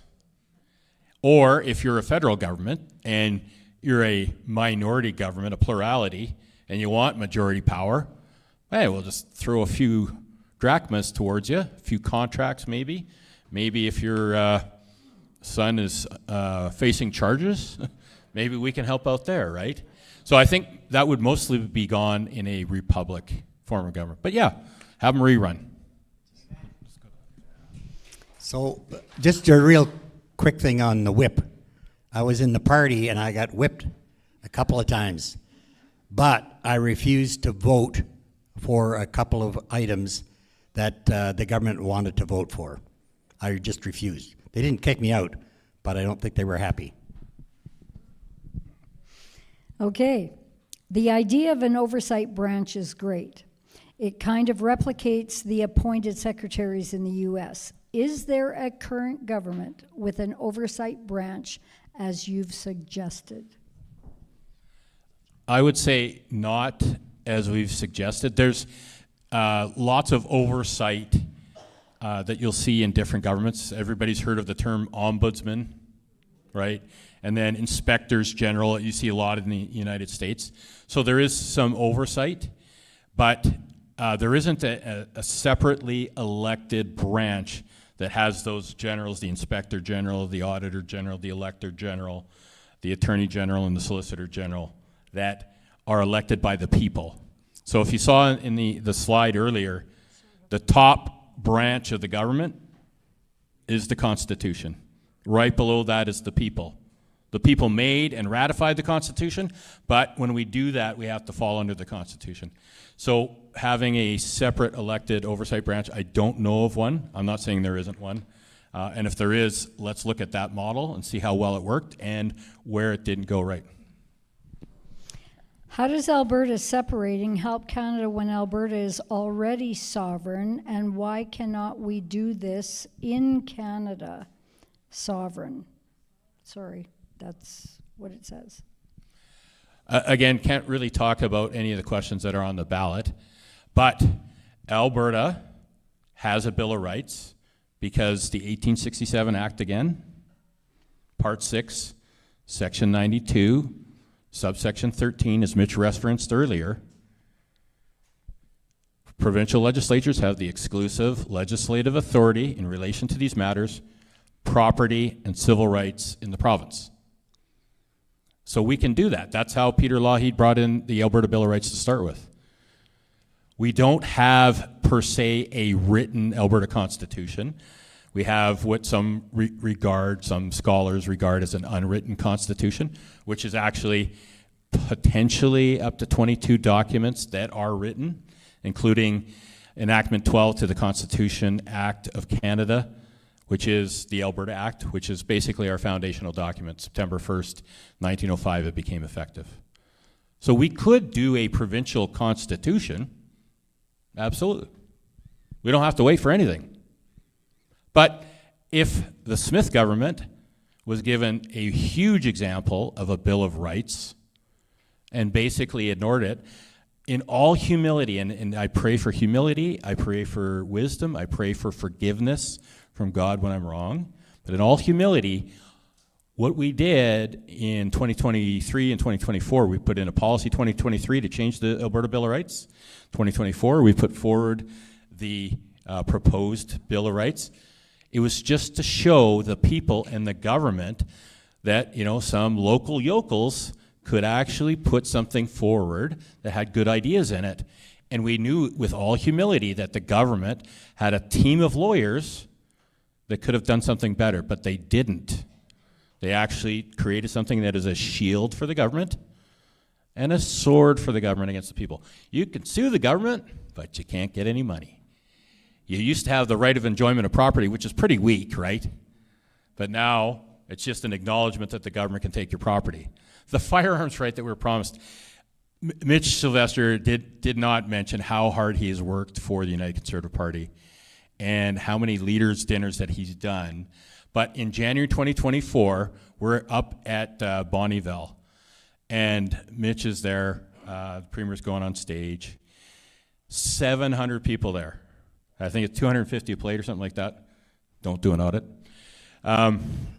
Anyway, the Premier said in front of everybody, and check out Lakeland today. I think it was January 25th or something like that. They quoted her, but we almost fell off our chairs. I believe, Premier Smith, I believe that we have the right to bear arms. Yeah. And we have the right to defend ourselves. Yeah. She said that, and she talked about it all year. And so the firearms right that the Smith government, not the UCP government, the Smith government, put the blame where it deserves to be. They put in, Albertans have the right to own, acquire, and use firearms in accordance with the law.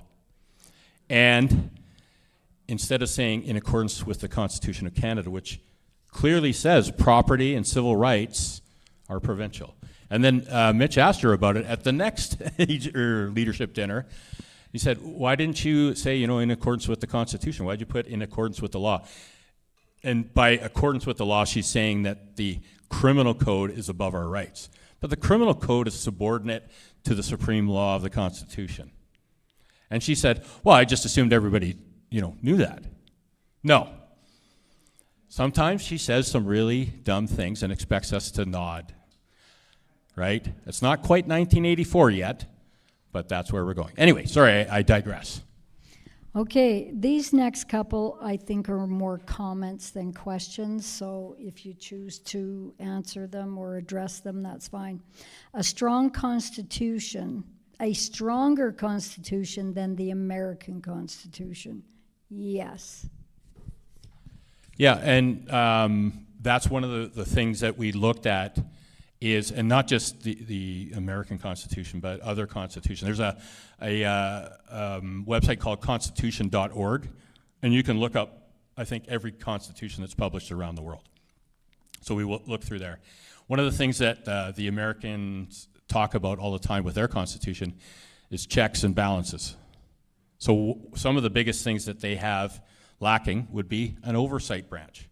They have oversight, but because a lot of it really falls under the executive can fire them. And that's what we have in Canada. They also have too much money in their elections. So those are things that we want to improve for an Alberta Constitution. I am concerned that after paying for my house, I would want to leave it to my kids, of course. Yeah, so I know I'm a mic hog here, but my friend Marty Mayer, he's not here tonight. He's a huge property rights fan. Mitch talked about it earlier. Dad talked about it earlier. We talked about the 10 Commandments showing that we have property rights, right? So one of the things that we propose in the Constitution, a discussion document, is that there should only be 2 types of taxes. Now, that will change whatever the types of taxes. It doesn't matter particularly, but there should be no tax on your property because that's tax on stuff that's already been taxed. And it's not your property then. So one of the things that I'd like is the old, I think it was Pitt the Elder, he talks about, the shack, the sun will shine through and the wind and the rain shall come through, but the king shall not cross the threshold without a warrant, obviously. But we need to have basically inalienable property rights. Yes, some exceptions for expropriation, but that should be proven to be the last resort. Not because, some company needs to build something, but maybe infrastructure that feeds, the people, either the power, the water, whatever we need. But there should be no property tax, because if you don't pay that property tax, they'll take it away, so it's not really your property. All right. Now, if the WEF, the World Economic Forum, is taking over the world, why do you think leaving Canada will save Alberta? It will leave Canada and Alberta vulnerable. God is the answer. Yep. How will staying in Canada help? Because the federal government is already committed. There are World Economic Forum board members. So it's the same thing as everybody said to me. I've had multiple conversations about this, and they say, well, 51st state, what are you going to do if the Americans come over the border? So what are we going to do if the Americans come over the border now? Right? We don't want to be 51st state, just to be clear. So I thought I'd bring that up just so you understand. We don't want to jump from the frying pan to the fire.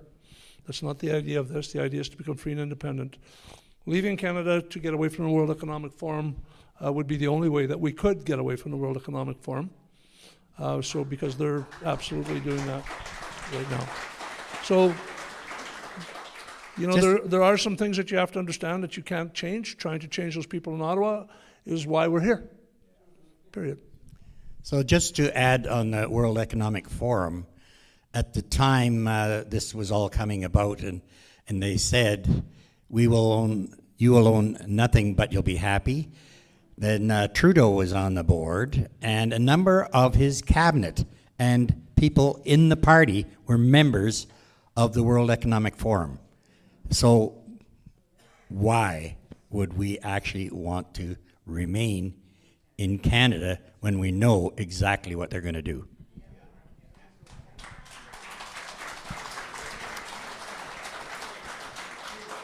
What is your role in the data centers? Well, we have a problem. So data centers are a real big problem. If everybody else has them and we don't have them, that's a big problem. Okay? If they're ruled by evil people, that's a big problem. And the answer to that is very complicated. I think, you know what, that would be discussion that we'd have to have. Are we better off to have data centers so that we can understand what's going on everywhere else, or we can control what's coming out of them, or we can understand, or we can keep up? Or do we ban data centers, which, you know, I mean, they're putting 4,000 up in the US. So if we don't have anything that compete with that here, that's just a real hard topic for me, because I just don't understand. But I do understand that, you know, we're trapped one way or the other. Either we approve them and we live with the consequence if we're not in power, and if they don't build them, then we live with the consequence of that. So I don't know where the win is there. I also think a strong constitution that doesn't have carve-outs for data centers is one of the big protections. I don't know if they're a good thing or a bad thing. Net, there's definitely good and there's definitely bad. And obviously, Constitutional Conference could deal with some of that as well. All right. If Danielle Smith will not enthusiastically lead an independent Alberta, is there someone else that would? And would we have to have an election for that person? I won't address the independence part. You can imagine yourselves. But if you look at the Smith government, and if you're a member of that party that elected that government, and if you consider the members' policy declaration that that party put out, the members, the grassroots, right? They do all the work. They get people to vote. They donate the money, right? So if the leader of a party is in power and betrays the grassroots, the members, by saying, hey, I know you guys have a policy that we're not going to do carbon taxes, but I'm going to sign an MOU anyway, right? If they do that.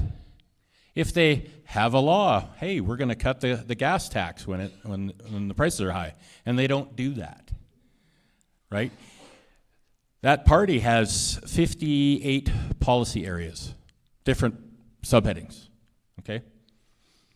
Why so many? Shouldn't it be like 14? The other 44 would be law by now? What about a Bill of Rights? When it's very detailed policy 15 and the 2023 AGM, very detailed, and too detailed in fact. We got crap for it from the policy committee. And now they've got new rules to make it less detailed. But it's very detailed. about enhancing our freedoms, the ones that exist in the Charter, existed in the old Bill of Rights, and calling for inalienable rights and freedoms. And if you just kind of ignore that, do a Bill of Rights that has a couple of things that help the government but not the people, if you are a leader of a party and you run on, hey, let's have an Alberta pension plan, which is not one of the 10 questions this fall, by the way, so I can talk about it.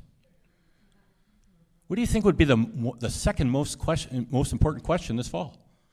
Imagine you get a guy like Mitch Sylvestre, goes around the province, 100+ town halls, and gets it to 55% in favor, right? Imagine, if you will, in 2024, the Premier tells a couple of people at a constituency association meeting that Pierre's people told my people to drop the Alberta pension plan because it'll hurt my chances in the election. Imagine, if you will. And she had sent a letter to the government with the Morneau, Chappelle, or LifeWorks report, the $328 billion of the $750 billion Canada Pension Plan Fund should be Alberta's share, right? She sends a letter in the spring. And then in December 2024, just before Christmas, gets a letter from the Chief Actuarial for Canada that says, no, it's not $328 billion, and no, we're not going to give you a number. And imagine, if you will, about 20 months later, she still has not sued for the number. Imagine, if you will, an Alberta Next panel last year. Great thing, it's just going to do what Kenny did, right? Pretty much did, right? And they actually had pension as one of the main things. And I read the website, I did the survey, I went there. And then you read the report, it's like, oh yeah, totally, we should do this. But we don't have enough information. And if you ask the Premier about it, she says, yeah, I used to say it was a no-brainer, we should do this. Mitch talked about the $3 billion a year surplus, right? So we don't even need the money from the pension fund. But if we got the money from the pension fund, all these people here who are retired could actually get back pay for what they should have got, right? So, if you're a leader of a party and you refuse to stand up for your people, you wait 19, 20 months, whatever it is now, you still haven't sued, right? So, when she starts the suit or actually applies for getting an Alberta pension plan, it'll take a couple of years, right? And that'll be at Canadian dollars in a couple of years, which will probably be even less value, right? We've already lost lots of value in 2 years. That is a huge betrayal. We already know the Canada Pension Plan's a ripoff, and we could do a much better job in an Alberta pension plan. So if somebody, Bill of Rights, right, basically, you know, fails to protect the people, number one job is to protect your citizens, right? Doesn't value the no carbon taxes, right? Helping destroy our economy, locking us in, right?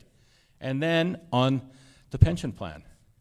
Should that person, who has not shown the respect to the members of her party, remain the leader of the party? So, I've been saying it before, she's destroyed two parties, right? Progressive Conservatives and the Wild Rose Party. She's going for the hat trick. The election, general election, is scheduled for October 2027. So, does anybody think that the party, who has done nothing to rein her in and say, hey, let's do what the member tell us, do they really think that they can count on the votes? So I urge the party board, sort this out. Either get her to do what the members told her to do, or call for a special general meeting for a leadership review.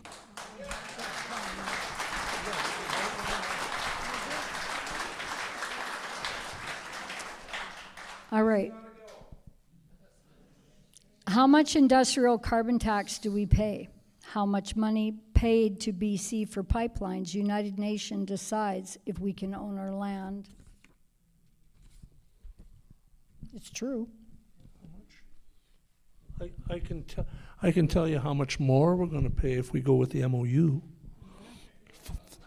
Between $10 and $15 a barrel. So that's a lot. So just understanding they're making us less competitive by far, and we're the only, I believe we're the only country in the world with an industrialized carbon tax on carbon. So if that's the case, imagine how much more oil we could produce if we could actually make more money on. Well, the government's taking the money on it, so they're just making us less productive. And that's part of the plan to lower the GDP so that it can stay in the ground. So just understand who the Tides Foundation is. They're just across the border. They're the dirty oil people. So just, you know, the Americans may be involved in this, not, you know, they're globalists as well, some of them. So just understand that this is and we sell a lot of oil to the U.S. So there's lots of fingers in the pie there and lots of things that we need to figure. But the one thing we do not need is an increase in carbon tax. That's right. How does the Foundation of Freedom and the white paper differ, and who wrote the Foundations of Freedom? Well, the white paper, I believe, that the Alberta Transition Council is working on, I think that's what they're talking about. Haven't read it. I don't know if it's complete yet. Again, many people drafted the Foundation of Freedom. Some Mitch mentioned, and I think Max mentioned last week, and some of them were upset about it. Had their names not been mentioned, they would have also been upset about it. But there's been, I would guess, probably 40 or so people, at least, who've contributed at least something to this. I know Dr. Modry was a leader in this, as I mentioned last week.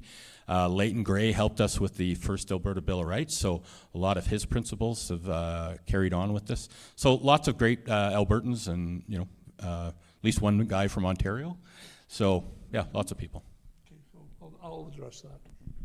So the guy that did a lot, so the guys that did most of the work are here, and a gentleman by the name of Dennis Kalma. So Dennis Kalma is one of our guys. He's also working on the white paper.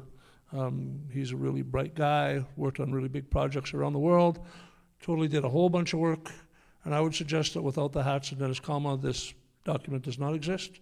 And Dennis is working on the other, he's out working very hard on the white paper right now, and this was to be, we put a lot of our people, APP people, to work inside the white paper as well, to make sure that it's the best document that we could have.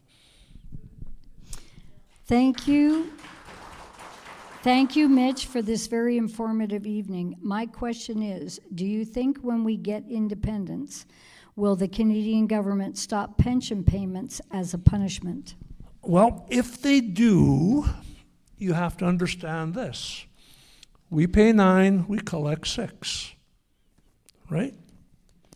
So we can just give you what our workers pay, and you won't skip a beat. Period. OAS and Canada Pension. So I don't see that. I think I alluded to that in my presentation, that that's your money. They know that's your money. I think that would be evil. Just that would be flat out stealing. I don't think they'll do that. Because every pension's got a portability clause, right? You can collect your Canada Pension if you live in Florida, if you live in Jamaica, if you live anywhere. They send you a Canada Pension and your old age security. I believe that would apply to this. So just how many of you here think that OAS is a pension? Awesome. Very few. The old age security comes out of general revenue. There is no plan like a pension plan that is required to be paid. So the government of Canada could terminate OAS at any point in time if they wanted to. All right. How would an independent Alberta organize the vote? Would it be similar to the college vote in the U.S.? Equal vote for equal divisions, no matter population, rural versus city? Well, I know it's a cop-out, but constitutional convention. So we've recommended a system, a republic system. There would be no need, I think, for an electoral college. We've included, who remembers the old cartoons from the 70s where how a bill becomes a law. Remember the little bill sitting on? Does anyone know the song? Can anyone sing that? Okay, well, I guess I won't sing it. I'll save you. But we talk about in the constitutional discussion document having no more than 90 seats. We're at 87 already. They want to have 90. We grow it too much, I think. You look at the Commons, like they're going to be about 380 seats, I think, or something at the next one. It's crazy. But we talk about a Senate just like, that old how a bill becomes a law. Representation by population, so that would be your legislators in the legislatures, and the senators rep by land or rep by region. So we have all of these municipal districts or counties, as we refer them to, as well as cities. So you could take a city like Calgary, put 2 or 3 or 4 counties around it, and then that is a senatorial district. You could have Southeast Alberta, could be Medicine Hat County, a 40 mile, on and on and on, Tabor Warner, those types of things. And then you vote for 2 senators for your area. So you have that regional protection, that your region always has power. I'm from Medicine Hat, and we like to wear our heart on our sleeve, and so we call ourselves the Forgotten Corner, which is great because it's in a corner, so that makes sense. But if you have a Senate that represents regions, very easy to do, that we can protect. I don't think a electoral college would be required at all. All right. We got one from the floor. Are we taking it from the floor? Well, we'll finish these. Okay. Why not have independent representation like in the Northwest Territories? A party system does not work for the people, as the party whip controls the outcome by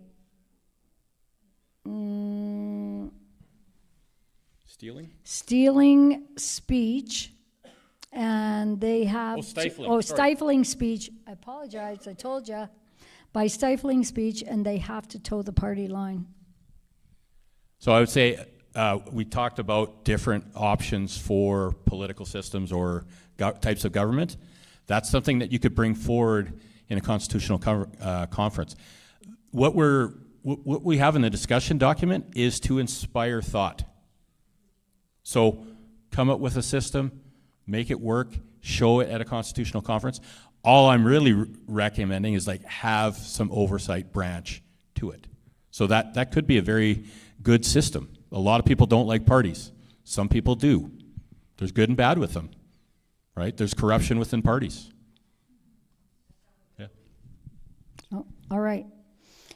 I'm not sure what we're discussing tonight but I have many questions, including if we are another country, we will need passports, airspace.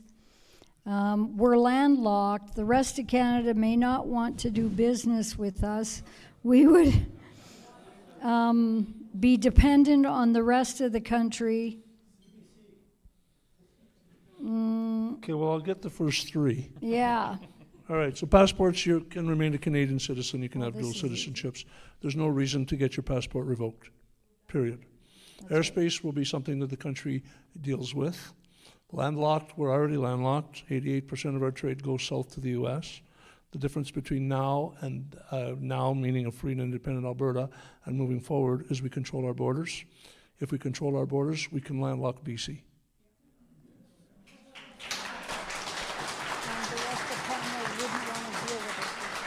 And the rest of Canada wouldn't want to deal with us. We'd just have to shut their oil off. Yeah. So line 5, you can do that through line 5. All of that stuff, and I was just kidding, but I mean, we could. So all of that stuff, if you really want to make a deal and the big boys are sitting in a room, we can, all that stuff's easy. Yeah. I don't see there being any problem. BC has been shipping unlimited amount of product across Alberta, as much as they want, since 1900. So since the railroad was built. So there's been absolutely no stopping BC sending everything they want from west to east. How is it that they stop Alberta product from going from Alberta to the coast? How is it that that is something that our government doesn't say, well, you know what, that doesn't seem right, does it? And we supply them with oil and gas, absolutely, through Line 5. Our Line 5 goes actually to Chicago, I believe, and then comes back into Ontario. So the Americans could actually shut off the oil and gas for us. We wouldn't have to do it. Why is there not a pipeline built from Alberta right through to Ontario in a straight line? Really? Yeah. Why does Quebec buy 1 million barrels of oil a day from foreign countries? Again, that's just a very bad system that we have right now. I mean, I'm in business. I've been in business for 49 years. I'm still in business. If my kids decided not to buy from me, I would turn them upside down, even at my age.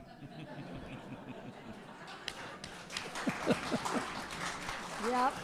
Okay, now I would like you to tell them, how would we support our schools, education, hospitals, universities, healthcare funding? Well, we're doing it now.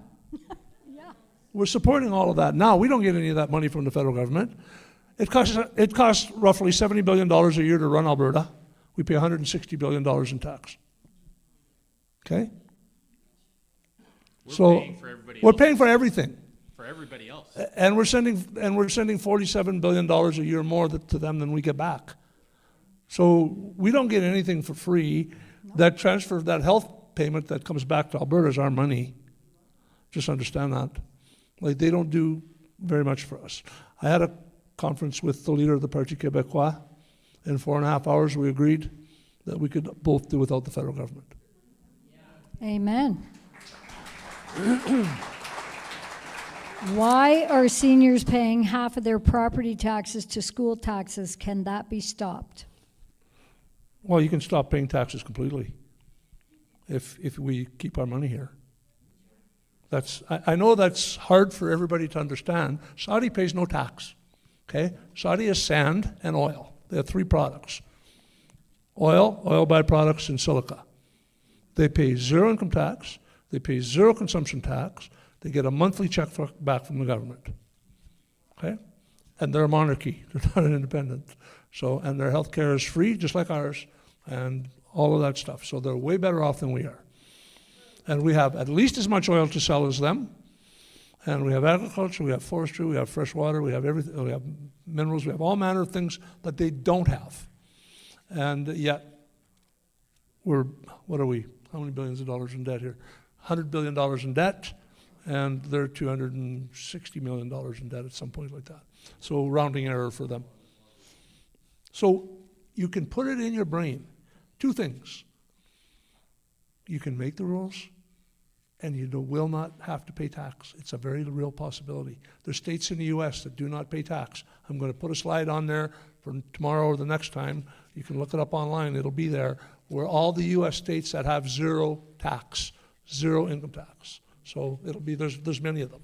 So it's not fantasy. What's fantasy is it's not fantasy. What's happening to us is a real nightmare. That's the problem. That's right. And we do pay. Our health care isn't free. It's just you don't see the tax that comes off for that. You pay for it dearly. Does Danielle Smith have the power to intervene on behalf of the convoy people like Tamara Leach? I don't know that. The case was tried in Ontario, so not being a lawyer, I would say that no, she does not have that ability. But in a future constitution where maybe we have pardons, but it's a great question, because we talked about lawlessness, what's happened to Litch and Barber and others, and during the convoys, and people who get arrested outside the library. Full force of the government, right? They're appealing the charges that were dismissed. So all the more reason to have an Alberta Constitution.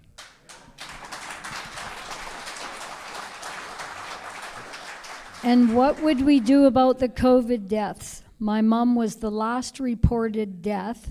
She was given many drugs that we now know contributed to her death. So there's a gentleman here who had put forward a motion to have an inquiry into what the government of Alberta did during the pandemic. A certain leader of that party told the party people not to do it. And so that motion did not get 22 constituency associations to do that. And that inquiry would be a huge start. Okay, so I was leading that charge through my CA board, and we had 18 out of 23 already CA boards. We needed 23 CA boards to do that, and then they let us go down this path to collect signatures for Alberta independence, so we abandoned it. So that's what happened. Well, you know what? I think what yes, before we go any further. But what we need to do, so just so you know, the Allison inquiry is going to start in September here. They're going to go back into this at a federal level. It's going to be September 7th, 8th, and 9th, and they're going to open this back up again. So it's going to be in Ottawa, however, and Sean Buckley, who will be at our rally on the 29th, speaking about that, is going to be, he's heading that, and God bless him for doing it.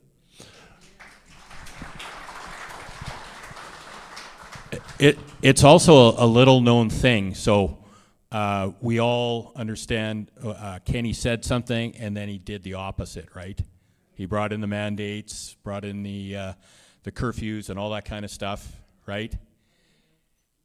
You know, there was a lawsuit, the Ingram and Scott case that Jeff Rath was the lead counsel for, and they presented evidence. And I learned from a boss that he said, Scott, what's the email? And I said, I don't know. He said, it's evidence. And so they subpoenaed all these notes and emails and documents, and Justice Feasby agreed that 9 ministers and 2 MLAs in the Kenney government interfered with the Chief Medical Officer of Health orders. So Dr. Dina, she got fired twice, by the way. Not enough, but she actually wasn't putting those orders out by herself. It was the government that was saying, this is what we're going to do.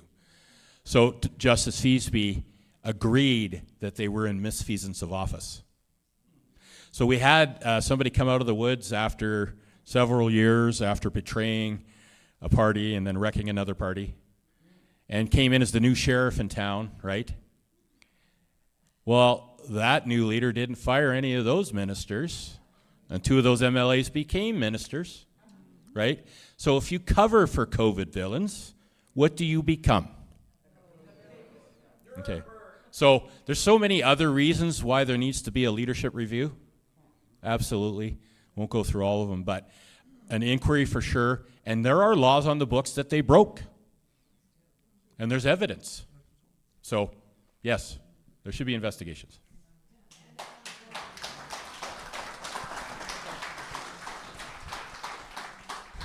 Well, guys, you know what? That's the end of our questions. And I know there's probably so many more.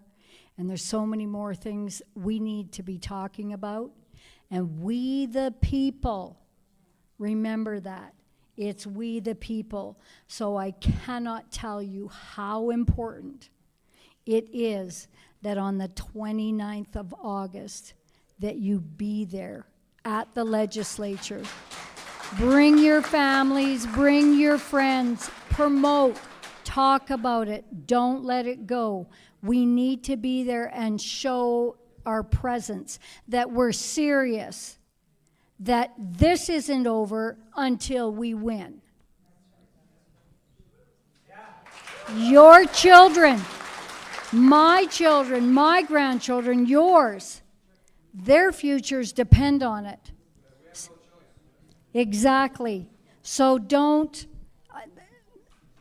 be apathetic. We don't have time. Let's do it. I want to thank Mitch. I want to thank Scott LeVar for coming. This is so important. And thank all of you. Thank you. And have a good night. Safe home. And God bless you all. And thanks for the 189 people watching online as well too. All right.